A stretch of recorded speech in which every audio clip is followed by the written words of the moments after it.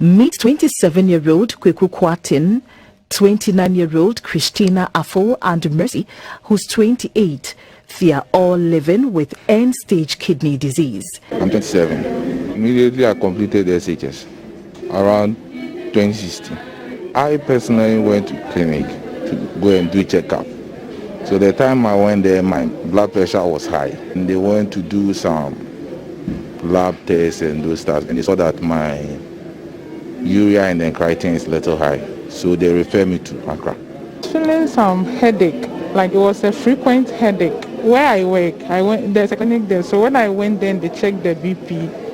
Like it's almost every day, the BP is very high. So the doctor asked me to run some labs. I did the lab and brought it, but he said he didn't believe it because at my age I shouldn't be getting something like this.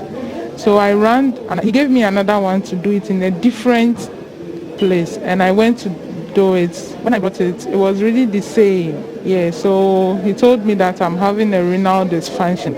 I'm 28.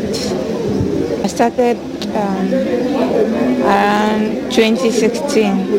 Before I went to the hospital, I was seeing blur, and then kind of feeling dizzy. So I went to polyclinic. So through some tests, I was asked to come to Korle Bu because there was something wrong with my kidney. But they didn't specify the amount of how damaged it was. Dr. Vincent Boima is the head of the dialysis unit at the Korle Bu Teaching Hospital and explains some possible causes of end-stage kidney disease. We need to understand that the black race is predisposed to getting kidney disease. There are genes that have been discovered, especially in West Africa. And there are other environmental risk factors. The commonest, of course, is hypertension in our part of the world.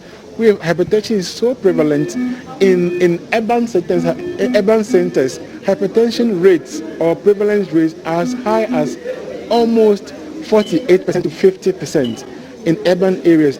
Diabetes is on the increase as well, and it's increased manifold over the years from many decades now until now, and it's been estimated to increase almost by 160% by the year 2024 in our sub-region. Knowing that diabetes is the number one cause of kidney disease globally, if this truly happens, then the burden of kidney disease is going to increase even further. Irregular visits to the dialysis unit cost about 500 Ghana cedis per session, which usually lasts for about 4 hours. But a patient will have to visit the hospital 3 times in a week and could be paying up to 6,000 Ghana cedis a month for the blood purifying treatment. Unfortunately, the cost of dialysis treatment is not covered under the National Health Insurance Scheme. It's very tough. I can say, like, only 3% of people can do it. Sometimes you come and you would have to stay over. So the following day, before it will get to your turn to dialyze, the doctors are saying with this condition, you won't be able to give birth. Even when you carry the child, it's going to be a lot of, my health is important to me. For these 5 years, it's not easy because it's positive, and then even the pain, the torture you go through on the machine, it's not easy. According to patients of end-stage kidney disease and their families, the disease is so painful that there have been occasions they thought they had been cursed or the disease had some spiritual twist. However, numerous visits to some spiritual men could not avert their plight. Because Facebook ni ada na mtise kidney, but na minim say bi bebe mi say ntama sure bem. Sene yare bana kurate minim minim se bibi kitwe bi se yare kase minim se bibi kitwe bi se yare kase.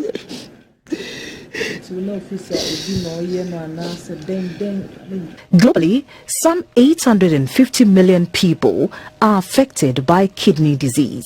In sub-Saharan Africa, the prevalence rate stands at 14%. According to health experts, Ghana's statistics could be double or thrice that of the sub-region. The head of the renal department says the current figures are likely to go up in the future, which may be triggered by unhealthy lifestyles. In the early stages, kidney disease is largely silent, and therefore you don't wait until you develop symptoms before you go out checking for kidney disease. It would be too late. Not it might be, it would be too late, because you only start showing signs and symptoms of kidney disease when you have lost more than 75% of your kidney function. The patients advised the public, especially the youth, to take critical care of their health. The youth should take their health like very, very important. If I had checked it earlier, I wouldn't be here. I can't have a stable job because everyone wants someone who will be consistent with a job. For these patients, they have only two options available to them: a kidney transplant or forever live on the dialyzer. Waste removal from the body is the major function of the kidneys. However, for the patients here, they might depend on the hemodialyzer for that function to be done. What the experts are calling for is for a constant adoption of healthy lifestyles. Reporting for GBC News, Gifty J, Korle Bu Teaching Hospital.